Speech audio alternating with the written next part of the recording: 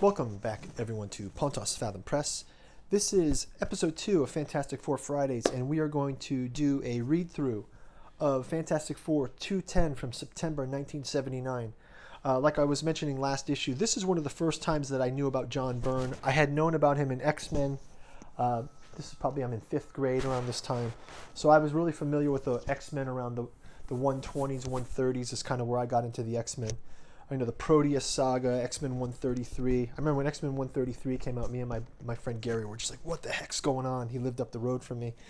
Before we jump into issue 210, quick shout out to Pontos Fathom Press, William Mitchell's Locksmith of Quanta, and Dead Sons 11, the books 1 and 2 of the Quantum Locksmith saga. This is a sci-fi, epic sci-fi. You've got a cast of heroes, 11 reanimated beings. At the end of time, where most stars have burned out, there's only 6 suns left in the universe, and they've been harnessed to task these 11 heroes with the rebooting the universe by these mysterious black hole beings known as the Erebus. Fantastic first story. Second story, A Locksmith of Quanta, continues the story with the Quantum Locksmith. He's able to travel through time and space. There's ancient alien histories in this, AI life forms from the dawn of the cosmos, and also going through human history, Giordano Bruno, and gray aliens as well. So great saga to start into. Sci-fi helps to support the channel, as does subscribing, liking, ring the bell, comments. You can check out our podcast we have on this channel. We also have Pontos Fathom Hobbies, where we do gameplays through board games. So thank you guys for your support. Let's jump into this issue. So we had a great cover here of Byrne. I don't think this is a Byrne cover. I'm trying to see who did this. Is this the Byrne cover? It looks like somebody else, but I got to find out who did this cover. But it is a cool cover. Galactus on the screen. You've got the Fantastic Four. Usually those bubbles are up here, right? And they've kind of moved them down.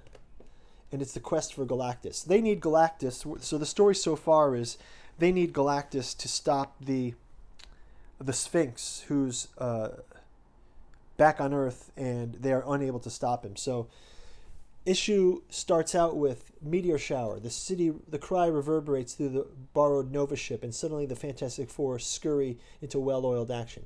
Yahoo and a grand slam. We may get out of this ballpark after all. There's so many of them, Ben, and my force field is getting weak with every passing moment. Don't sweat it, Susie. We'll be through, and it ain't the ever-loving thing. Or I ain't the ever-loving thing. So meanwhile, on the giant starship, Herbie, how much longer before we're ready to leave hyperspace? 2 minutes, 35 seconds, sir. So Susan Richards, Benjamin Grimm, return to base immediately. Is there anything I can do? Just pray, son. Herbie notified Ben and Sue to get here quickly. Pray and wait. That's all they ever have me do, and I'm sick of it. So Johnny's getting stir-crazy because he's in outer space. He goes, Ben, Herbie's given us the withdrawal orders. Let that second-rate R2-D2 blow his tin whistle from here to Alpha Centauri for all I care. So he calls Herbie a second-rate R2-D2. As we talked about last issue, Herbie was a horrible, I don't know if it was a cost-cutting thing or a licensing thing. I don't know what the reason. Hey, anyone know the reason why they had Herbie for real? In last issue, they said it was because Johnny wasn't available for contract signing that day, so they had to use Herbie instead. And then they introduced him in the comic book just kind of to mess with us, I think. It's kind of a fourth wall thing. So the meteor shower is breaking through. Ben grabs Sue. They get back inside. All that stands between the Earth is a big, ugly orange monster. But me, I gotta save the blasted human race. Don't make me blow this, Susie. Reed, don't make the jump into hyperspace. Ben's still outside, and he's bolted the airlock shut. Why, that big, stupid lummox. That fool's gonna sacrifice himself when he doesn't have to. I'm gonna go save my friend, Sue. So Johnny heads out over there. What's with the blaze? The ship's starting to bubble all around. It's that crazy kid. Torchy, stop it. Don't do it. Too late. The hatch is blown out. Johnny's going to fall outside. He ain't wearing a spacesuit. So he grabs him, brings him back in. Got to shut the airlock behind him. The room's filling up fast. My eyes open. He looks kind of limp. Thank God you're both back inside. We're making the space jump. And then Torch gives him mouth-to-mouth resuscitation. He almost killed himself because of me. I'm never going to forget it.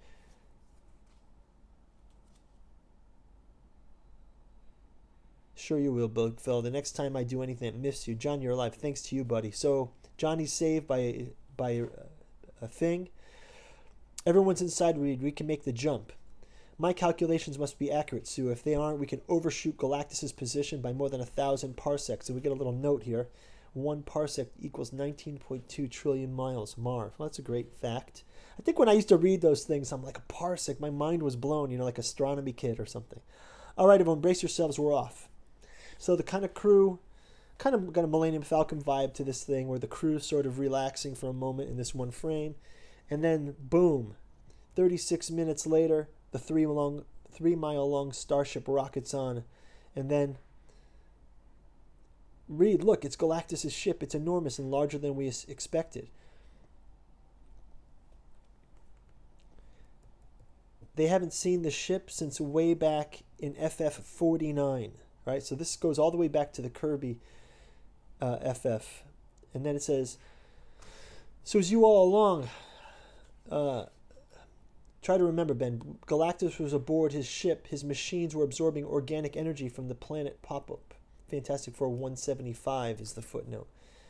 And at that moment, we let forth a scream born of agony and despair. The world he was consuming was killing him.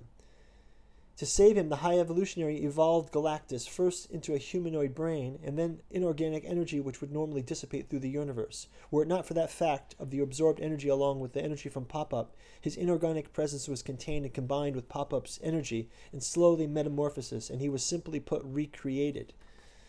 So this is calling back to an older story where Galactus almost died. All right. I'll buy this. I think I kind of love that stuff too. When you first read these comics, you're like seeing the back lore, and it makes you want to go back and go through the bins and look for 175, right? You want to go find that issue. Galactus is an enigma, Sue. You can't predict his actions. But without his incredible power, there's no way for us to defeat and revitalize the revitalized Sphinx. Once the Sphinx absorbed the knowledge of the living computers of Xandar, once he gained the power of the knowledge gave him, he seems to have been driven mad. And all he wanted to do is destroy the Earth, and we were helpless to stop him. So they're docking inside of Galactus' ship.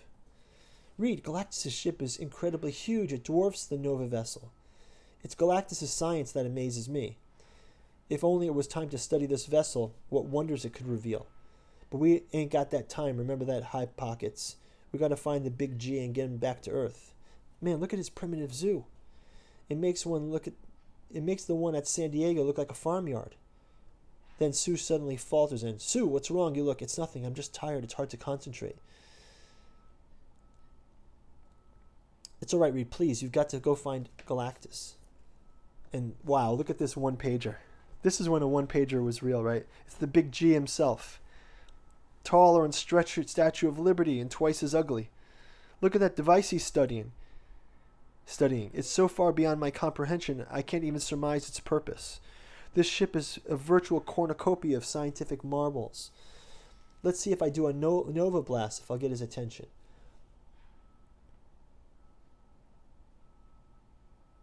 You shouldn't have done that, son. We may need your power. So Ben rips out a big piece of machinery, and Galactus is just totally ignoring them.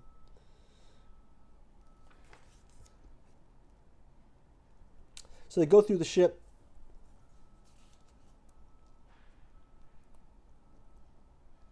Stand back, I'll blast that thingamajob with a fireball. No, John, you'll create too much heat. We could never survive. What are you doing standing here, this chicken outfit? This guy's going to save himself from being swallowed by the space Hoovermatic. So this kind of giant vacuum thing is coming to clean them up, I guess. It's kind of some weird defense mechanism of Galactus' ship. So they go through the menagerie, and Ben breaks out some of the monsters. And then Sue says, I feel so weak, I don't know if I can go on for much longer. How can I tell Reed my family always died young and I'll reach my end of natural lifespan before Ben or Reed? Which means I may not live long enough to see my son again. So Sue's just having some anxiety here. The animal stampede is going through Galactus' ship. And then suddenly he shuts off the gravity. And he goes, now we're floating. What happened? Once more you have interfered with the will of Galactus. Galactus, who is the power. Galactus, whose merest whisper can cause the universe to tremble. You are less than a mote in a mine eye, and yet you feel free to invade my private sanctorum. How dare you? I have erred in not ridding myself of your troublesome presence, even as you remove a prickly thorn in my side. Should I have not done this as I would bother a fly? Has not Galactus allowed you to live? Even a simple flick of my eyelid can bring instantaneous death. So Galactus, kind of by a flick of his hand, sends all the menagerie back to their cells, reestablishes the cages, and holds the FF sort of floating before him. Why were you endangering my pets? Earth's about to be invaded by someone called the Sphinx. His power almost rivals your own. Do you request the assistance of one you despise? You intrigue me. Go on, human. Continue. If we are to survive, we need you to do enough. I am aware of the events transpiring on Earth. Am I not Galactus, to whom all is knowledge? Long have I admired your race for its tenacity, yet your planet holds no longer my interest. The Sphinx may rend your world from end to end for all I care. Thus, for now, for always, my answer to you is no. What? We hopscotch halfway across the galaxy just to get you to tell us to get lost? That ain't fair. Reed, if Galactus won't help us, then the Earth is doomed. Not yet, Johnny. Galactus and I have a proposition for you. Has Galactus not made himself clear? My answer is final. Please listen to me. Our Earth is the only planet you failed to conquer. And then you got this great shot of Galactus in silhouette, right? That is truth. Only Earth has survived my hunger for its life energies. And as you have extracted my vow never to return there again, I shall remain safe from me at last, in which I rescind my vow. You are free to attack the Earth once again, if you save it. Your words interest me, human. To conquer that which has slipped me tempts me. Though to whom nothing is unknown, I am aware of your human treachery. Though I fully comprehend you will still try to prevent me from draining the Earth's energy, I accept your proposition.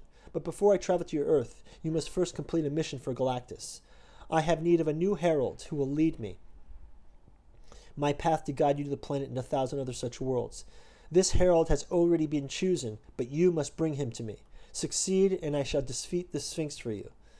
Fail, and I will promise both of you and your world shall die. So speaks Galactus. So speaks the cosmic truth. So this kind of got some Stan Lee kind of dialogue here from Marv Wolfman.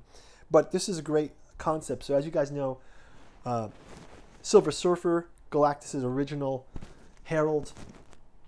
Galactus kind of calls out, we've got a new herald. I've chosen him. If you bring the herald to me, I'll go and help you on Earth. And we see this new herald. Next issue, we'll talk about Terrax the Tamer. All right, thanks a lot, guys. We'll talk to you in the next episode, and thanks for watching. Bye-bye.